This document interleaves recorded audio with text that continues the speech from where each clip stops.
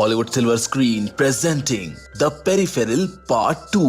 तो जैसा हमने इस सीरीज के पहले पार्ट में देखा था, फ्लिन एक ऐसे गेम के अंदर पहुंच जाती है जो दरअसल में उसी की दुनिया का भविष्य है, जहां कुछ लोग उसकी जान के पीछे पड़े हैं।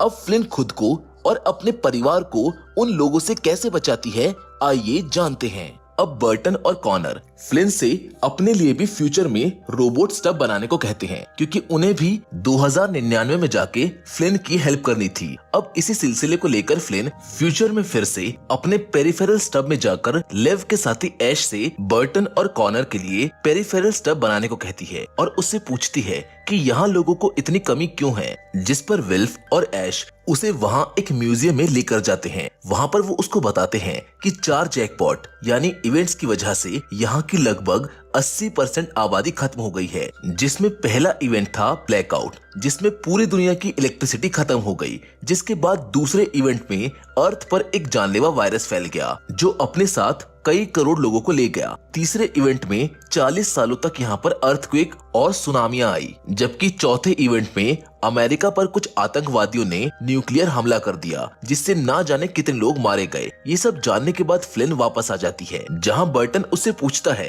कि क्या तुमने फ्यूचर में हमारे स्टफ बनवा दिए। फ्लिन उससे कहती है कि वो बन रहे हैं। तभी फिर से हम पास्ट का एक सीन देखते हैं जो एलिटा के गायब होने से 1 साल पहले का होता है, जिसमें एलिटा ग्रेस नाम की एक लड़की से बात कर रही होती है। असल में ग्रेस और एलिटा रिलेशन में होते हैं, पर किसी वजह से ये अब साथ नहीं है। जिसके बाद ग्रेस एलिटा को उसे पिरामिड के पास ले जाती है, जिसे कहानी की शुरुआत में दिखाया गया था। ग्रेस उस पिरामिड को दिखाते हुए बोलती है कि इसकी मदद से हम किसी भी टाइमलाइन में जाकर किसी भी स्टब या फिर इंसान को खत्म कर सकते हैं। इसकी मदद से हम किसी भी इंसान के शरीर में हैप्टिक डिवाइस को लगाकर उसके इमोशंस को बदल सकते हैं। पर एलिटा को ये पसंद नहीं आता कि ये लोग इंसानों पर इस तरह के एक्सपेरिमेंट क्यों कर रहे हैं। अब हमें 2032 में बॉब नाम के एक आदमी को दिखाया जाता है। बॉब एक किलर होता है, जिसे फ्यूचर से एक पार्सल मिला है जिसमें एक सुपरसोनिक गन होती है।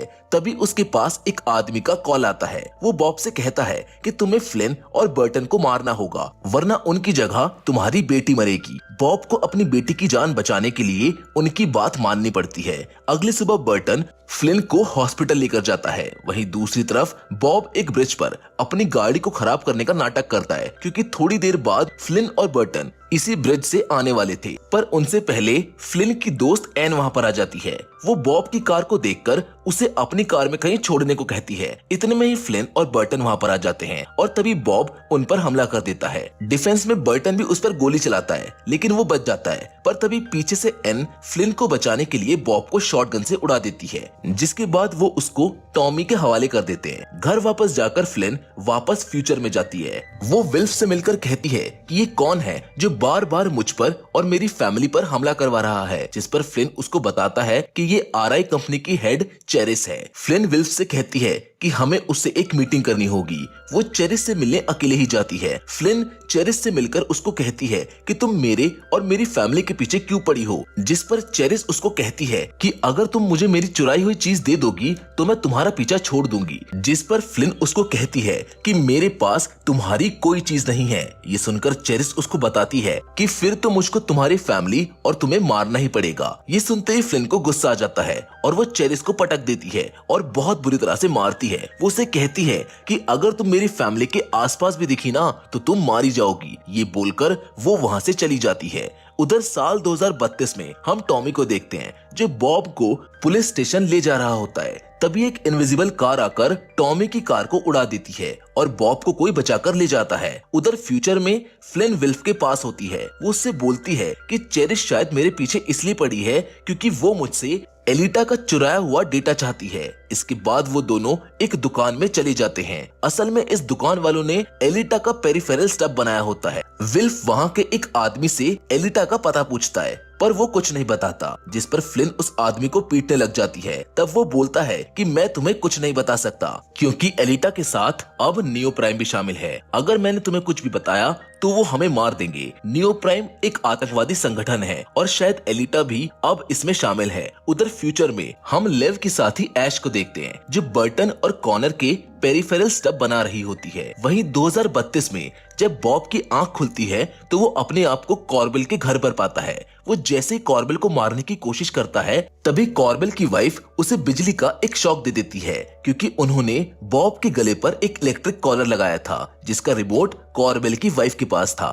तभी हमें फिर से ऐश को दिखाया जाता है जो फ्लिन के दिमाग को चेक कर रही थी। उसे उसके चेकअप के दौरान उसके दिमाग से एक अलग ही केमिकल मिलता है। ऐश उस केमिकल के बारे में रिसर्च कर रही होती है। तभी उनके घर में मेट्रोपॉलिटन पुलिस की हेड इंस्पेक्टर एंसले लेव से डैनियल के मर्डर केस के बारे में कुछ बात करने आती है, जिस पर लेव बोलता है कि शायद अब मुझे अपना लॉयर बुला लेना चाहिए। जिस पर एंसले उसको कहती है कि मुझे पता है कि डैनियल की मौत में विल्फ का हाथ है, तो अगर तुमने अपना कोई लॉयर यहाँ बुलाया तो मैं इसी वक्त विल्फ को मर्डर केस में जेल में डाल दूंगी। और मैं ये भी जानती हूँ कि इस टाइम इस घर में 3 पेरिफेरल स्टफ मौजूद हैं। वहीं कॉर्बेल की वाइफ बॉब के घर पर अकेली होती है जिसका फायदा उठाकर बॉब वहाँ से भाग जाता है। वहीं दूसरी ओर बर्टन अपने दोस्त कॉनर के लिए मैकेनिकल लेग्स लाता है, पर कॉनर को तो फ्यूचर में जाकर अपने असली पैरों पर चलना था, इसीलिए वो इन लेग्स को मना कर देता है। तभी फ्लिन को 2099 से कॉल आता है जिसमें वो कॉनर और बर्टन को भी फ्लिन के साथ फ्यूचर में आने को कहते हैं। ये तीनों अपने पेरिफेरल स्टब में वहाँ पर पहुँच जाते हैं जहाँ पर ऑफिसर एंसले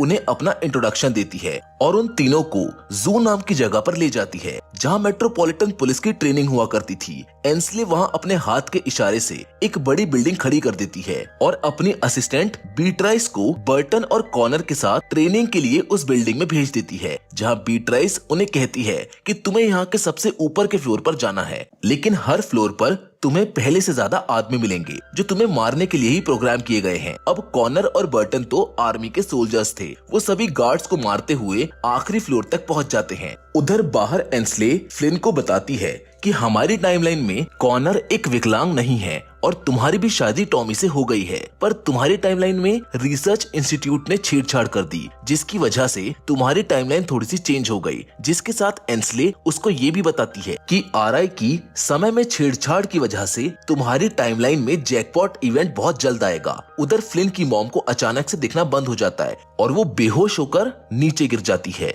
पर उस वक्त बर्टन का एक दोस्त वहाँ पर मौजूद होता है। वो उसकी मॉम को उठाकर हॉस्पिटल ले जाता है, पर बॉब ये सब देख लेता है और फ्लिन की मॉम का पीछा करने लगता है। उधर टॉमी को अपनी कार से बॉब की सुपरसोनिक गन मिलती है। तभी उसके पास उसके सीनियर शेरिफ जैकमैन का कॉल आता है। वो उसे कॉर्बेल के घर के सामने आने को कहता है। अब फ्यूचर में बर्टन और कॉनर की ट्रेनिंग कंप्लीट हो जाती है, जिसके बाद एंसले इन तीनों को वापस अपने समय में भेज देती है। 2032 में आते ही उनको पता चलता है कि उसका एक दोस्त उनकी मॉम को हॉस्पिटल ले गया है।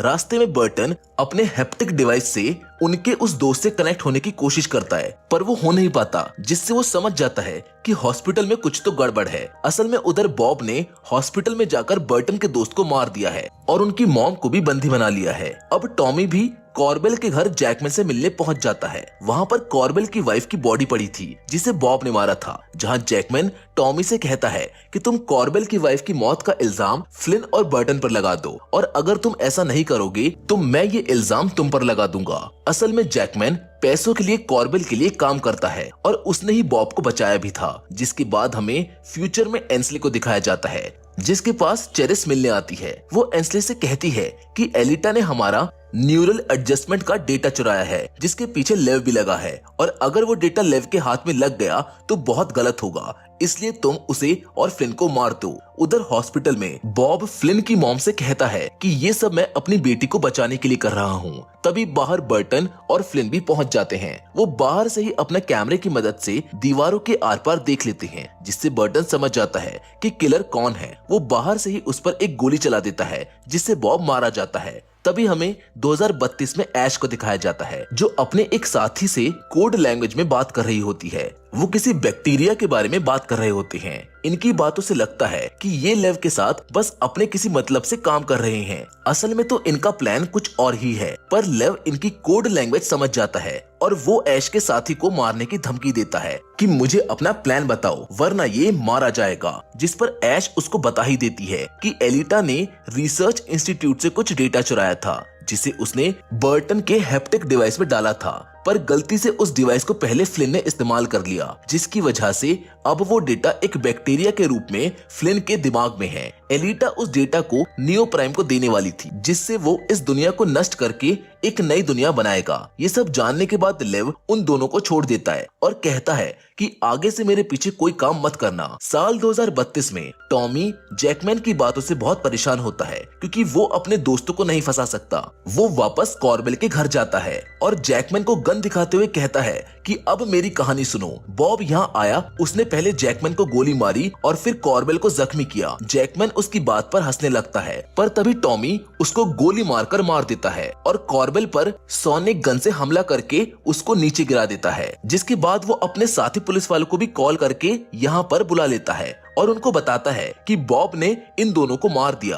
पर तभी हमें पता चलता है कॉर्बेल सोनिक गन के हमले से बच गया है। उधर फ्यूचर में एंस्ले, फ्लिन, कॉनर और बर्टन के साथ एक मीटिंग करती है। वो उनसे कहती है कि तुम मेरी इस दुनिया को बचाने में मदद करो, जिस पर फ्लिन उससे कहती है कि पहले तुम्हें मेरी मॉम का ट्यूमर ठीक करना होगा। पर एंस्ले उसको कहती है कि अब हम तुम्हारी मॉम को नहीं बचा सकते, अब बहुत देर हो चुकी है, उनके पास बस 3 हफ्तों का ही टाइम बचा है। ये सुनते ही फ्लिन वापस अपनी मॉम के पास अपनी टाइमलाइन में पहुंच जाती है और उनके साथ जितना वक्त हो सके उतना वक्त गुजारने की कोशिश करती है। अब फ्यूचर में ऐश से मिलने चेरिश आती है। ऐश उसको बताती है कि एलिटा का चुराया हुआ सारा डेटा फ्लिन के माइंड में है, यानी अब ऐश भी चेरिस के लिए काम कर रही है। चेरिस उसको बताती है कि वो बहुत जल्द फ्लिन की टाइमलाइन में छेड़छाड़ करके उसकी टाइमलाइन में जैकपॉट इवेंट को जल्दी ले आएगी, जिससे फ्लिन की मौत हो जाएगी। उधर फ्लिन दोबारा से फ्यूचर में विल्फ से मिलने आती है। वो विल्फ से कहती है कि शायद अब हमें एलिटा से मिलना ही पड़ेगा,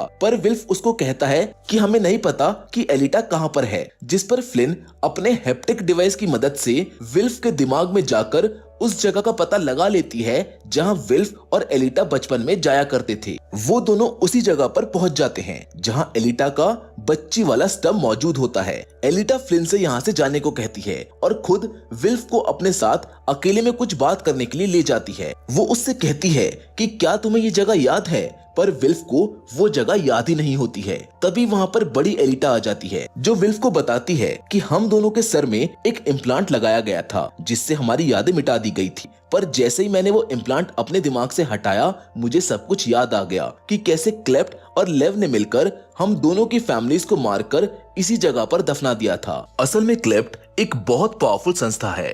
तभी वहाँ और बहुत सारे लोग आ जाते हैं। एलिटा विल्फ को बताती है कि इन सब की फैमिलीज को भी उन्होंने मार दिया। मेरे पास ऐसे ना जाने पता नहीं कितने राज हैं जो अब फ्लिन के दिमाग में हैं। अब साल 2023 में टॉमी फ्लिन के पास आता है और उसको बताता है कि मुझे अंदर से खबर मिली है कि जल्द ही हमारे शहर पर न्यूक्लियर हमला होने वाला है। ये जानकर फ्लिन जल्दी से फ्यूचर में अपने पेरिफेरल स्टब में आ जाती है जहाँ पर उसे अपने सामने ऐश दिखाई देती है। उसे उसकी बातों से पता चलता है कि वो अब चेरिस के लिए काम कर रही है। वो ऐश से चेरिस का प्लान पूछती है।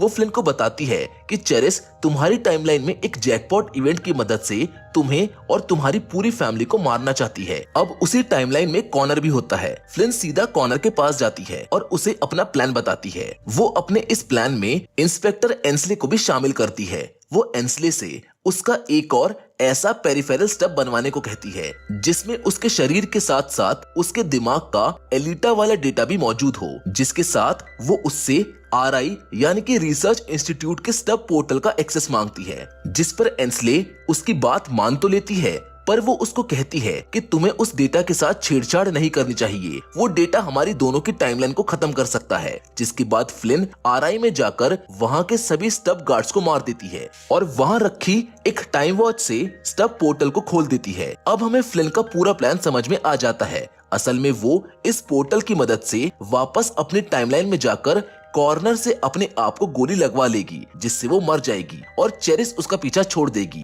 और उसकी टाइमलाइन में उस जैकपॉट को भी नहीं लाएगी जिससे उसकी फैमिली बच जाएगी। वो ऐसा ही करती है, अपनी टाइमलाइन में जाकर कॉर्नर से अपने आप को गोली से मरवा देती है। पर साल 2099 यानी कि फ्यूचर में फ्लिन का स्टब जिंदा होता है क्योंकि उसने मरने से तुरंत पहले अपनी कॉन्शियसनेस को उस पोर्टल की मदद से अपने फ्यूचर के नए स्टब में डाल दिया था, जिसके बाद अब वो और एंस्ले मिलकर अपना आगे का काम करने के लिए चल देती हैं। और इसी के साथ इसका सीजन 1 यहीं पर खत्म हो जाता है। वेल, फ्लिन और चेरिस की ये लड़ाई अभी खत्म नहीं हुई है। शायद अगले सीजन में हमें फ्लिन का एक नया रूप देखने को मिलेगा क्योंकि अब वो फ्यूचर में ही रहेगी। लेकिन इसके लिए हमें इंतजार करना होगा इसके सीजन 2 का, क्योंकि फिलहाल तो सीजन 1 में बस इतना ही। So with all that said, आज की कहानी को हम यहीं पर खत्म करते हैं, लेकिन हम फिर से जरूर मिलेंगे और वो भी एक और नई इंटरेस्टिंग कहानी के साथ। पर हमेशा की तरह तब तक के लिए धन्यवाद।